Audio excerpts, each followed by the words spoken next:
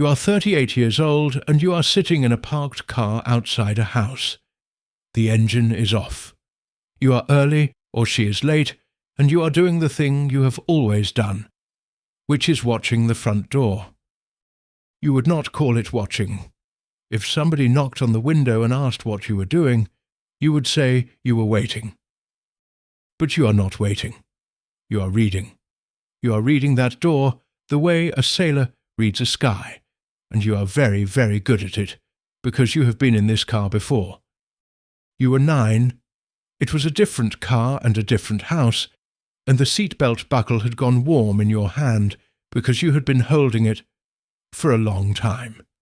And you had learned by then that you could tell from the way the door opened what kind of night it was going to be, the speed of it, whether it swung or whether it was held, whether the hallway light came on behind it.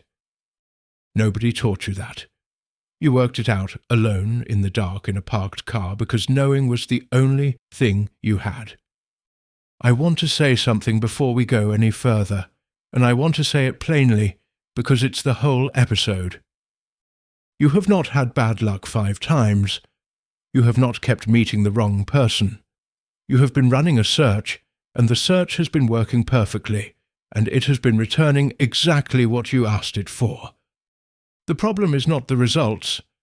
The problem is that you have never once seen the query.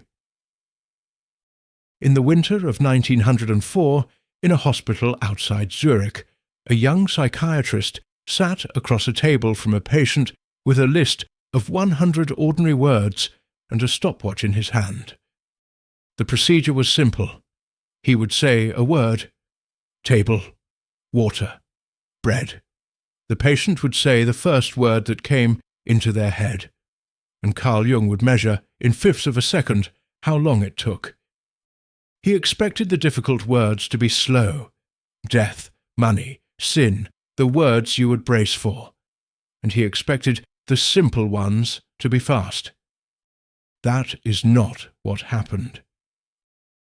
Here is his own account of it, word for word. There are unexpectedly prolonged reaction times after very simple words, whereas difficult words may be answered quite quickly. Closer investigation shows that prolonged reaction times generally occur when the stimulus word hits a content with a strong feeling tone.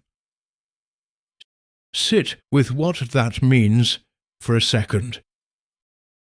Somebody would say the word bread, and a person would go quiet for 2.5 seconds, and they would not know they had gone quiet. They experienced answering normally.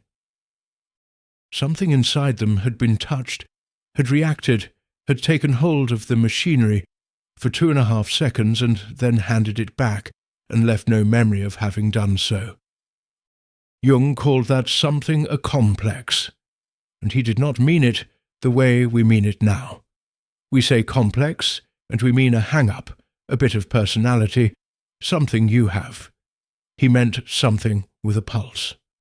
What then, scientifically speaking, is a feeling-toned complex, he asks in the collected works. It is the image of a certain psychic situation which is strongly accentuated emotionally and is, moreover, incompatible with the habitual attitude of consciousness. And then the line that matters. This image has a powerful inner coherence. It has its own wholeness, and, in addition, a relatively high degree of autonomy, so that it is subject to the control of the conscious mind to only a limited extent, and therefore behaves like an animated foreign body in the sphere of consciousness. An animated foreign body. Something alive in there that is not you. And then, in the same essay, the sentence that should be printed on the inside of everybody's eyelids. Everyone knows nowadays that people have complexes. What is not so well known, though far more important, theoretically, is that complexes can have us. Complexes can have us. He was so certain of this that he took a shot at his own mentor. Freud had said the royal road to the unconscious was the dream. Jung wrote, "The via regia to the unconscious, however, is not the dream as he thought, but the complex, which is the architect of dreams and of symptoms. The architect, not the author, not the story, the architect.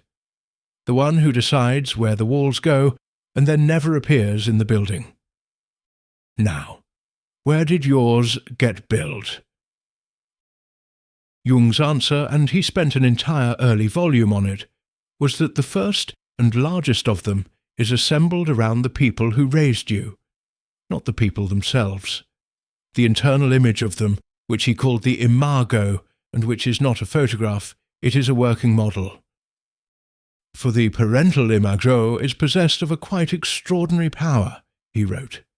It influences the psychic life of the child so enormously that we must ask ourselves whether we may attribute such magical power to an ordinary human being at all.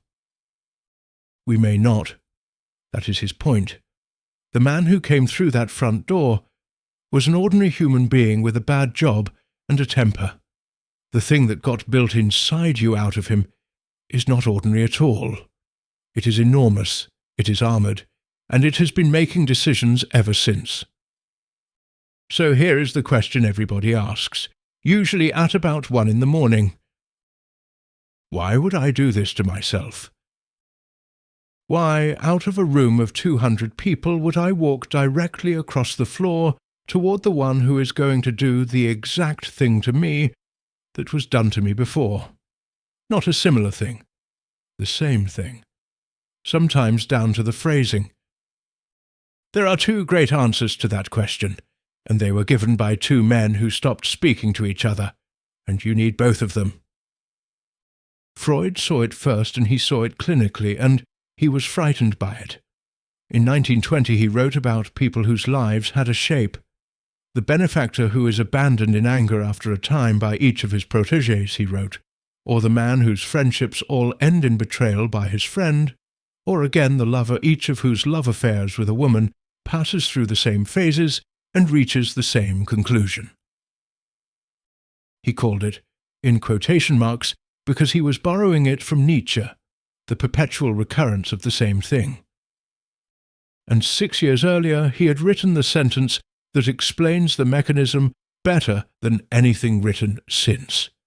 The patient, he says, reproduces it not as a memory, but as an action. He repeats it without, of course, knowing that he is repeating it. Not as a memory, as an action. You are not remembering your childhood. You are staging it. And then Freud says the thing that I think is the single most useful sentence in his entire body of work, and almost nobody quotes it because it sounds like a shrug. In the end, we understand that this is his way of remembering. The repetition is the memory. It is not a symptom of the memory. It is the shape the memory takes when there are no words on it. Now Freud followed this down, and where he ended up was dark.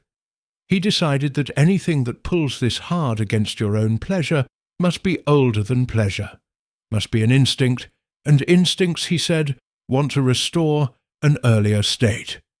And the earliest state of all is the inorganic. That is the road that ends with him writing, "The aim of all life is death."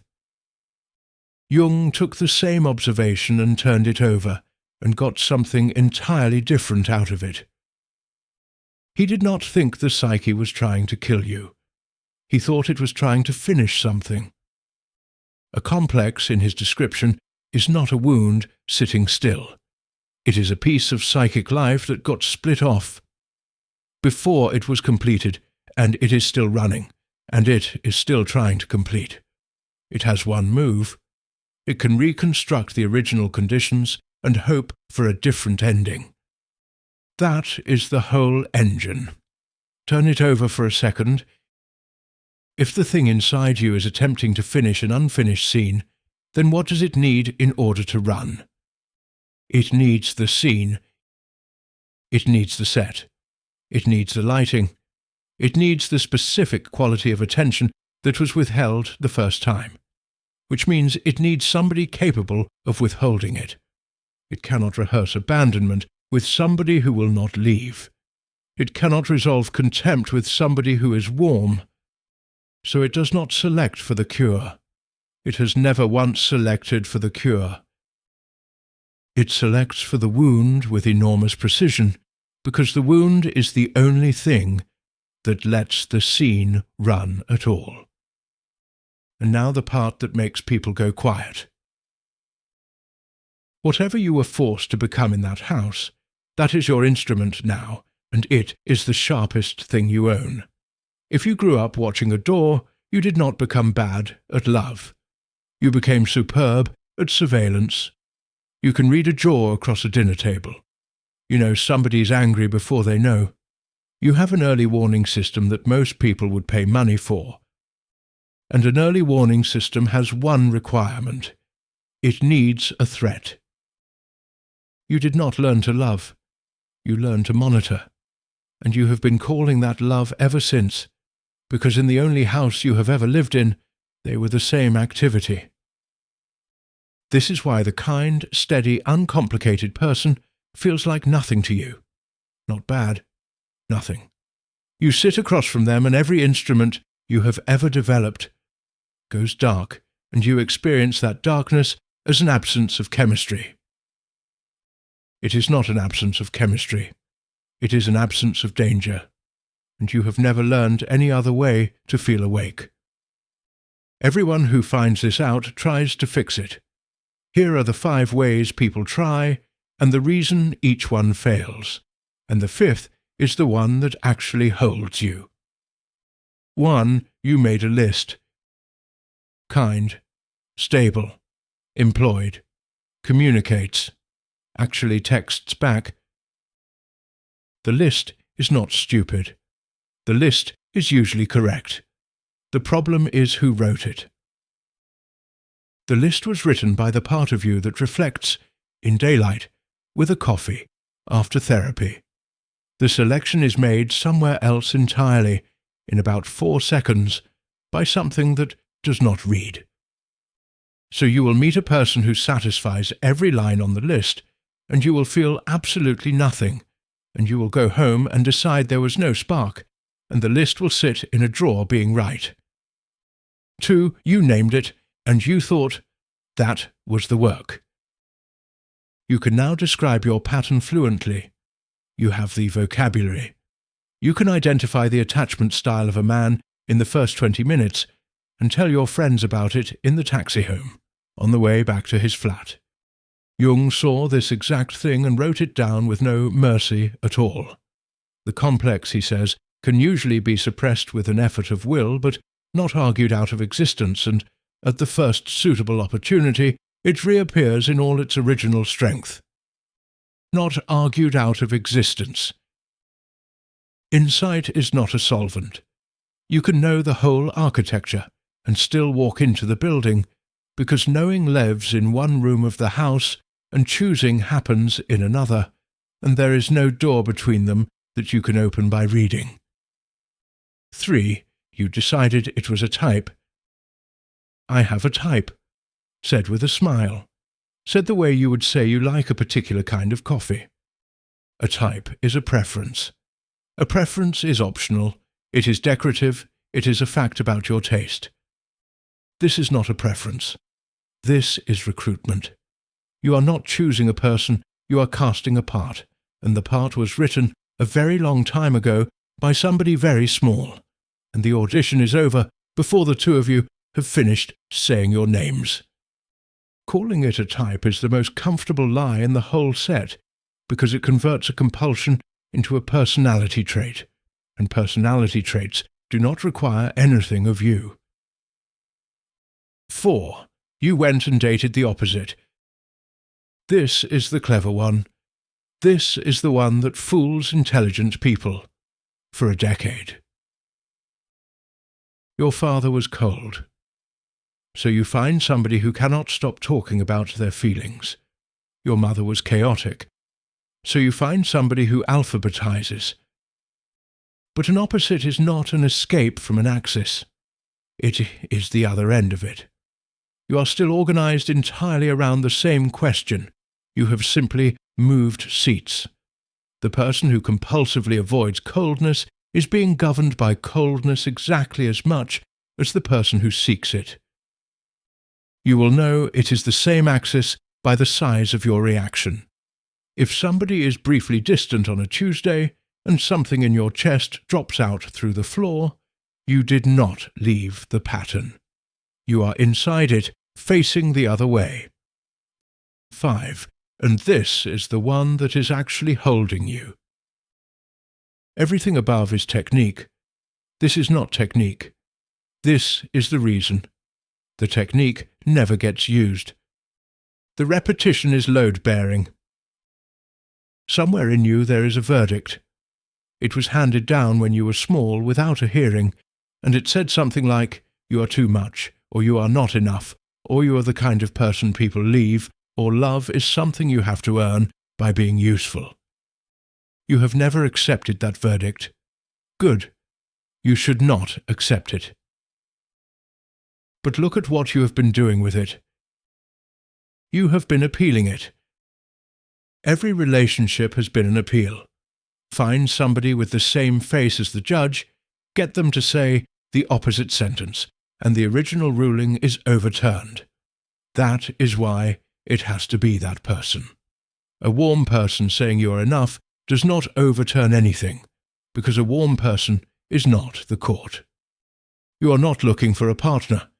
You are looking for a retrial. And this is why you already knew all of this, and why knowing it changed nothing, because to stop, you would have to withdraw the appeal. And to withdraw the appeal is to accept that the original verdict is never going to be overturned by the person who handed it down, that they are not going to come out of that house and say the sentence, that they may be dead, and it is still not going to happen. The pattern is not a malfunction. It is hope in the only form it was ever allowed to take. So what actually moves? I want to be careful here because this is where a video like this usually starts lying to you and tells you that once you see it, it stops. It does not stop. The pull is not going anywhere. The complex is not a habit and it is not a belief. It is a structure, and it will be in you at 70. Anyone who tells you to heal first and then date has given you one more way to wait in a parked car. What changes is not whether you feel it. What changes is how fast you get to act on it. And here is where Jung's stopwatch comes back and turns inside out.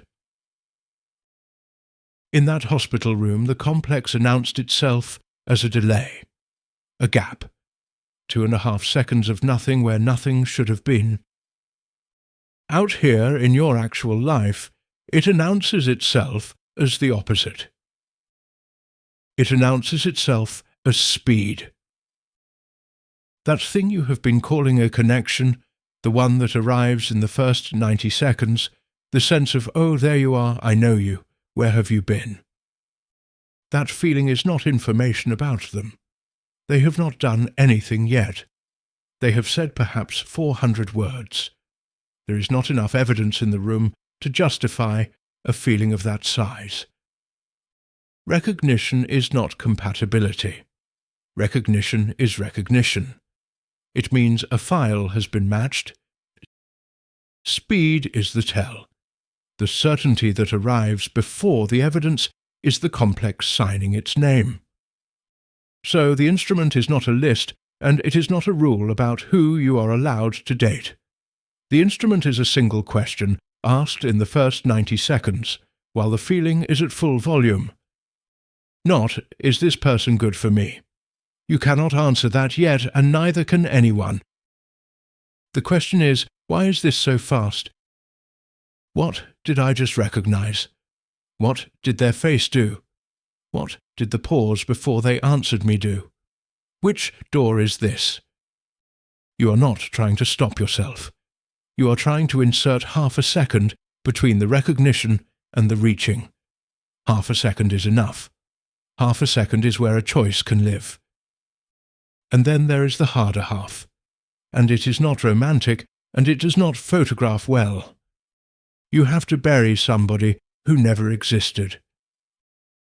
James Hollis, who spent his working life on exactly this, gave that person a name. He called it the magical other. The notion that there is one person out there who is right for us, he writes, will make our lives work, a soulmate who will repair the ravages of our personal history. One who will be there for us, who will read our minds, know what we want, and meet those deepest needs. A good parent who will protect us from suffering and, if we are lucky, spare us the perilous journey of individuation. That is the person you have been looking for in every face. Not a partner. A retrial and a rescue in one body.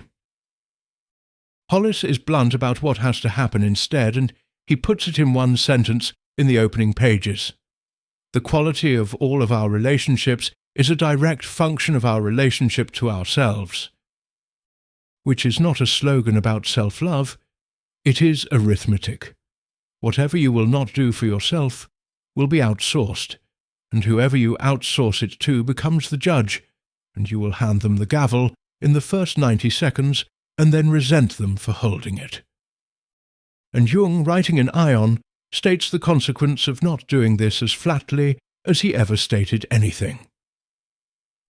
The psychological rule says that when an inner situation is not made conscious, it happens outside, as fate. Not feels like fate, happens as fate. It is the same event viewed from inside a person who cannot see the query. 5 relationships that were nobody's fault, that each just happened to you, in a row, in the same order, ending the same way. That is what an inner situation looks like when it is standing outside of you wearing somebody else's face. So let me tell you how this actually goes, when it goes, because it is not what you are expecting, and if I do not say it, you will miss it when it happens. You will be sitting across from somebody, and nothing will be happening. Their face will not require reading. The instrument you spent your entire childhood building, the one that can detect a mood change through a closed door, will have nothing to do.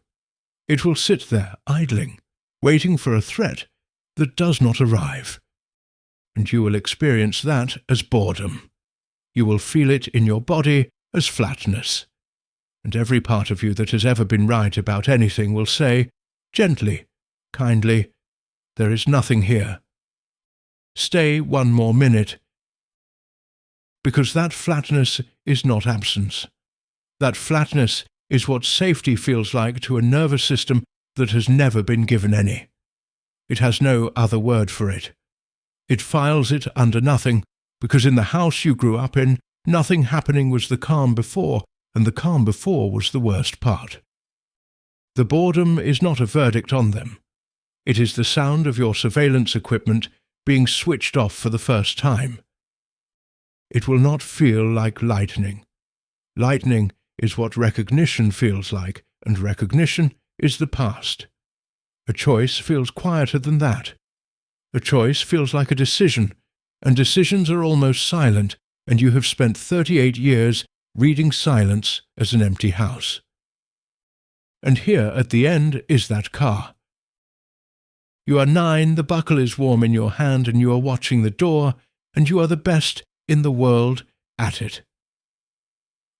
Nobody is coming to tell you that you did not have to do that.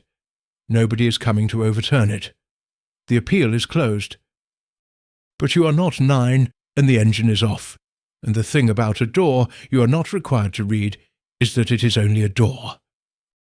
You can just go in. I am glad you're here. I will see you in the next one.